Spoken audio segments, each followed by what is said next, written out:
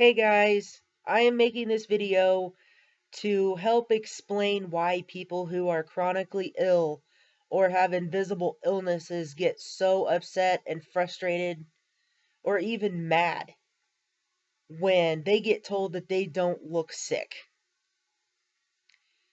Again, I can only speak for what happens to me because everyone who has an illness of any kind always has their own set of symptoms.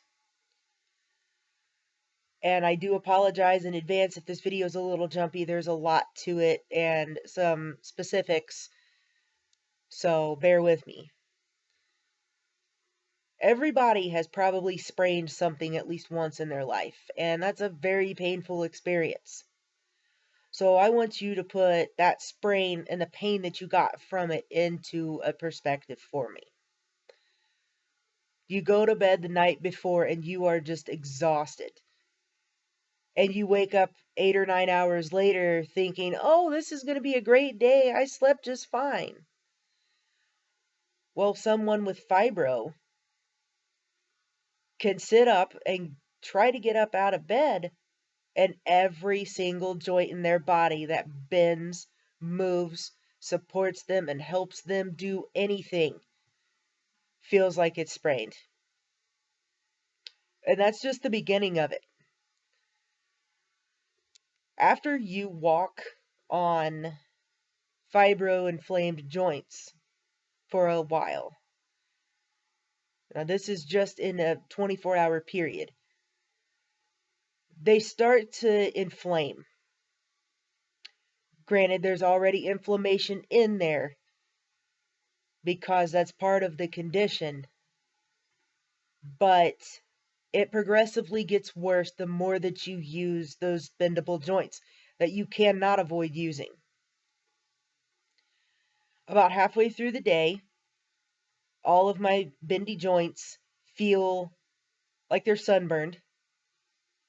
And then right outside the inflammation, it has this lovely little pattern of reds, blues, purples, and whites. Like all of the blood has rushed to the inflammation and left nothing to circulate around it. And that part that is discolored is cold. So it's not fun. Not at all. And it's very painful. It doesn't matter what amount of medication that you take, muscle relaxers, arthritis medicine, anything, it is still there. And the only relief that you can get a lot of the time is to sit back, prop yourself up, or lay down and use ice and heat, which both of those are painful because in fibromyalgia, another thing that goes with it is your nerve endings that have a coating on them, kind of like electrical wire. Before it's stripped, it has a coating on it. And when you expose that electrical wire, that is literally just a raw, open end that will spark. That's what the nerves do with fibro. Now, another thing that I have is called peripheral neuropathy, which is nerve damage of the lower extremities.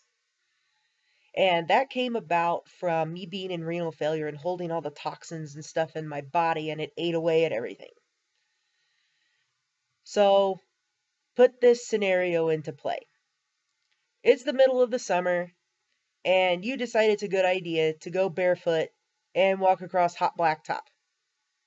You know how it burns and it hurts, and you want to try to find some relief. So you go find grass, or you find a way to sit down and lift your feet up off there just to get some type of relief from that heat.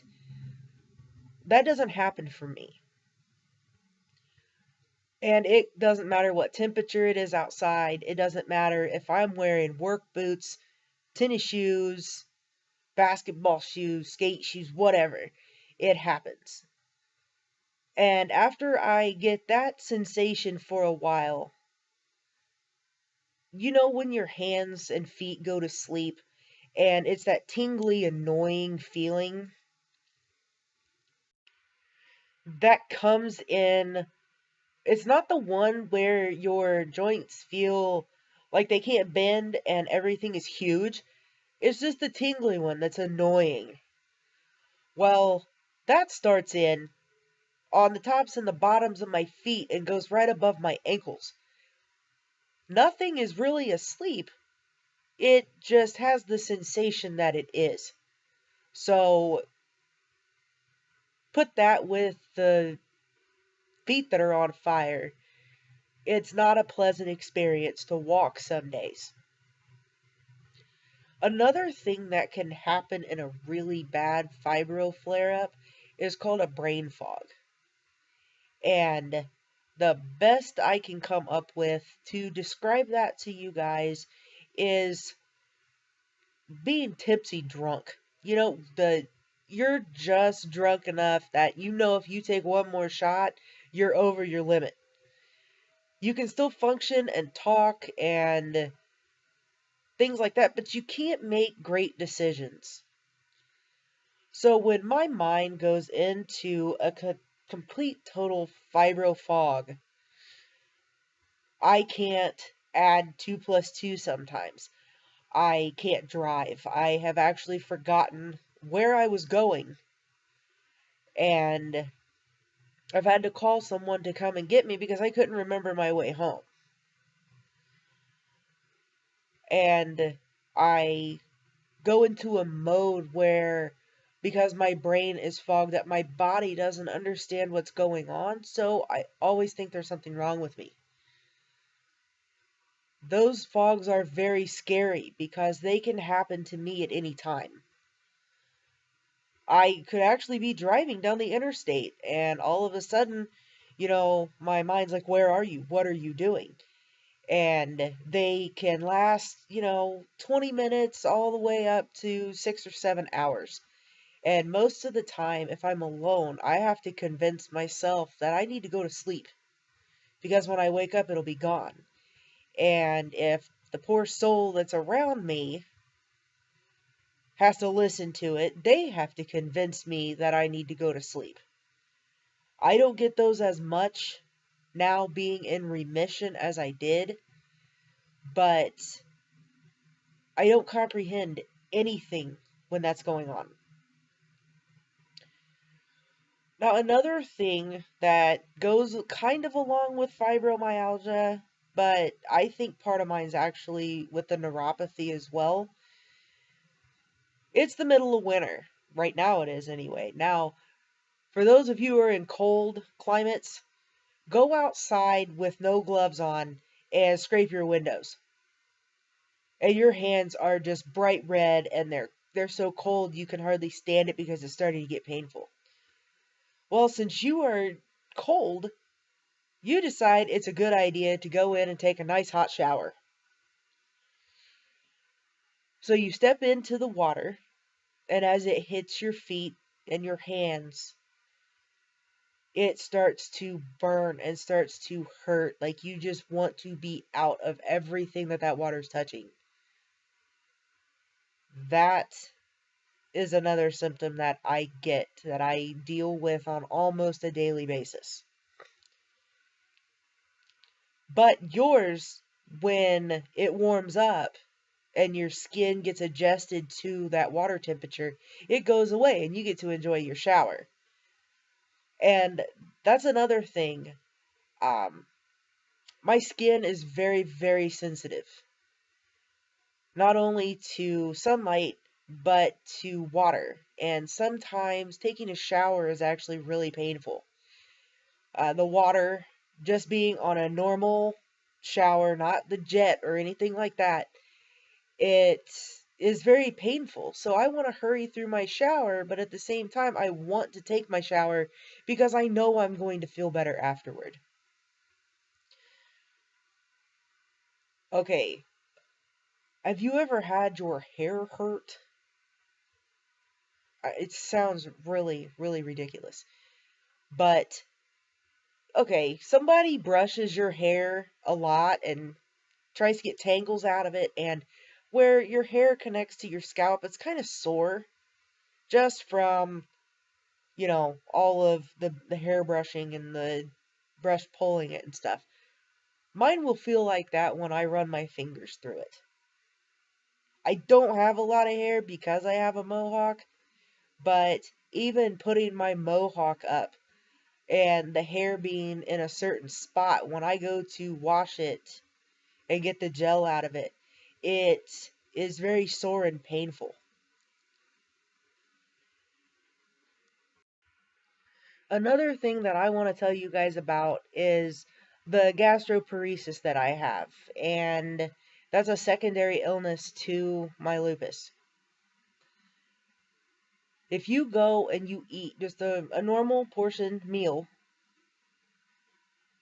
and everything's fine afterward, within 4 hours it's moved out of your stomach and it's time to eat again. Well, not with me. I can eat a quarter of a normally portioned meal and be full for at least 6 or 7 hours. And that's because only about 30% of my food empties out of my stomach in 4 hours. If I eat too much, if I drink too much, every time I rock in a chair or I'm walking or moving back and forth, I can feel whatever's in my stomach moving around. And the more it moves around, the more nauseous I become. So I end up getting sick a lot with that condition. Um, I haven't quite wrapped my mind around, you're supposed to be drinking Ensure and eating soup all the time. So every time I eat something normal, if you would, uh, I know about it and I pay for it. But you can't see that. It's all on the inside. And that is the trick with people who have invisible illnesses. They basically have this monster living inside of them, or several monsters, that no one can see. And unless told, they have no idea about it. Like, my main monster is lupus. And my body actually wears itself out just by trying to function. Because even with medicine, my body is still trying to reject itself. And that's actually really, really hard to explain, because if you give me a unit of your healthy blood, the moment that it meets a cell in my body, it sees it's foreign, but it's vulnerable. So it can, like, here's your cell, okay? And here's my lupus. It attaches to it. And then all of a sudden that cell is now a lupus cell. And the cycle continues with every bit of the blood that you gave me. But if I were to give you a unit of my blood and you do not have the recessive for lupus, your body's going to see that and be like, what the hell is this? And it's going to turn that lupus infected cell into a normal cell. So even as my blood circulates, anytime that I have an infection, a simple mild UTI is as painful as one where you are actually basically having all blood in your urine. A cold with a mild cough feels like pneumonia to me, and it can actually turn into pneumonia.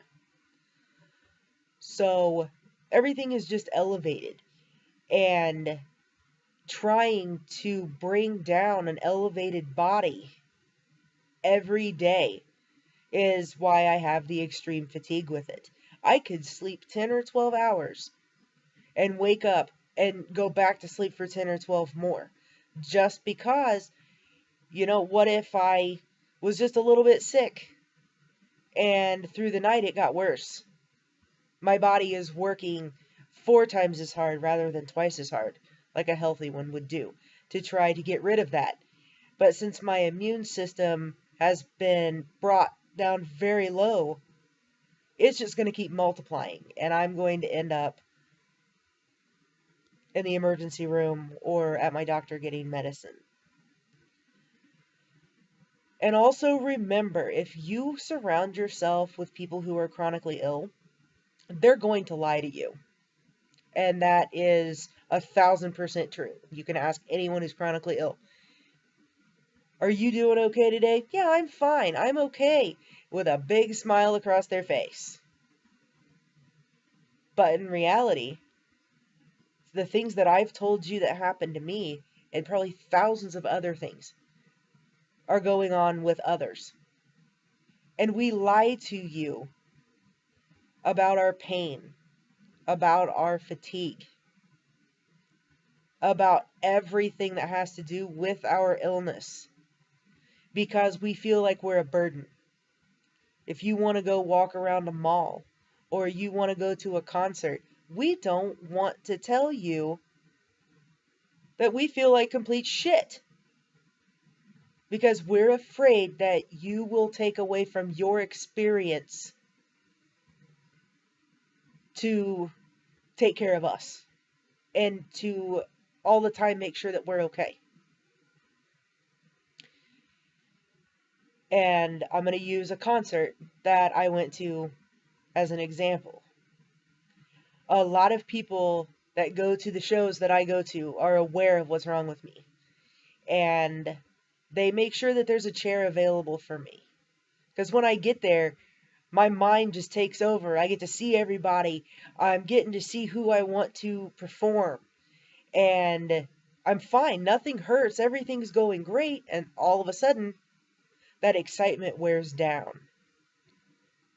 And all the pain comes back. The reality of the body you're actually living in just smacks you right across the face and says, nope, you're not going to forget that we're here with you.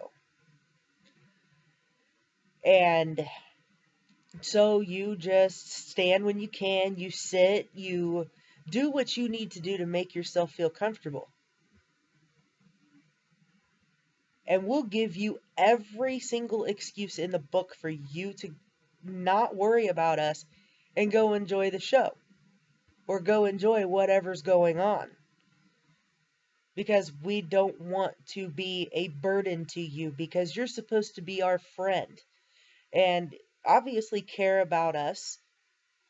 And, friends take care of each other. But we don't want you taking away from your excitement and anything to worry about us. I think I repeated that, but obviously it's really important. So remember, everybody that you encounter is fighting a battle that nobody knows about. Whether it be a chronic illness, invisible illness, or people being mentally ill, something's going on at home. It doesn't even have to be anything with an illness.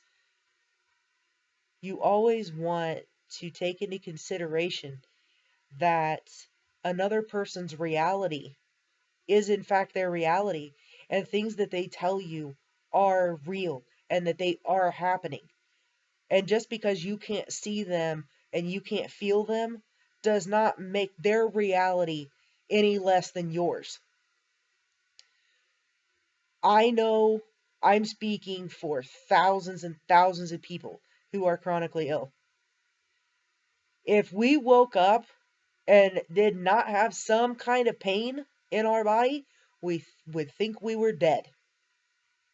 But at the same time, we would love to experience not being in pain for just one day like we were before everything happened to us. It's very hard to wrap your mind around, especially, I used to play basketball all the time. I went to school for collision repair. And I also have a business degree. And I cannot use any of those things because my body will not allow me to work and to function long enough to complete a project.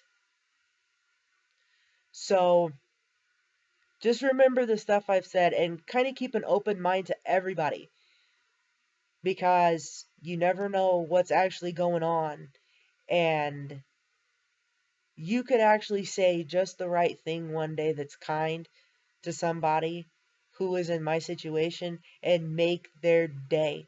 You never know. So if you guys have any questions or comments or anything like that, always hit me up and let me know, and I'll talk to you later.